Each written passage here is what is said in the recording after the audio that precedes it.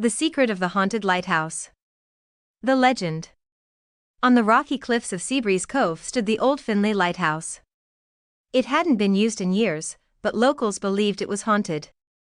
They said at midnight, a light still flickered from the tower, even though there was no power.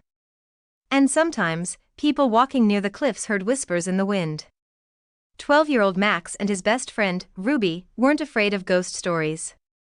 So when Max's older brother, Jake, dared them to spend the night at the lighthouse, they accepted. "This will be easy," Max said. "Ghosts aren't real." But as they crept toward the abandoned lighthouse, Ruby wasn't so sure. A strange discovery. The entrance was locked, but Ruby found a small window near the back. They crawled inside and landed in a dusty old storage room. The air smelled of salt and rust. As they stepped into the main hall, a loud thud echoed from upstairs. Max froze. "Did you hear that?" Ruby nodded. "Maybe the wind?" Then they saw something glowing at the top of the spiral staircase. The climb to the top. Heart pounding, Max led the way. Step by step, they climbed, their flashlights barely cutting through the darkness. When they reached the top, they gasped.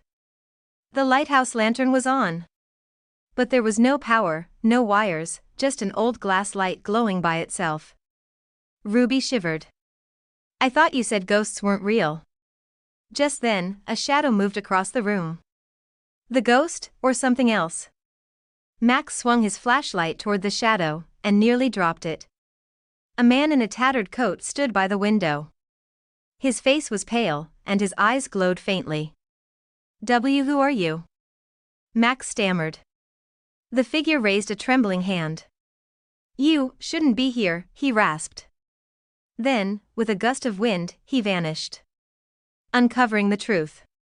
Max and Ruby bolted down the stairs, but as they reached the bottom, Ruby tripped over something, a backpack. Inside, they found a notebook filled with scribbled notes and maps of the lighthouse. "This isn't a ghost," Ruby said. "Someone's been coming here." Suddenly, footsteps echoed from outside. They ducked behind an old crate as two shadowy figures entered the lighthouse. "This place is perfect," one whispered. "Yeah," the other said. "No one comes here. We'll hide the loot in the tunnel beneath the floor." Max's eyes widened. Smugglers. The escape. Quietly, they crept to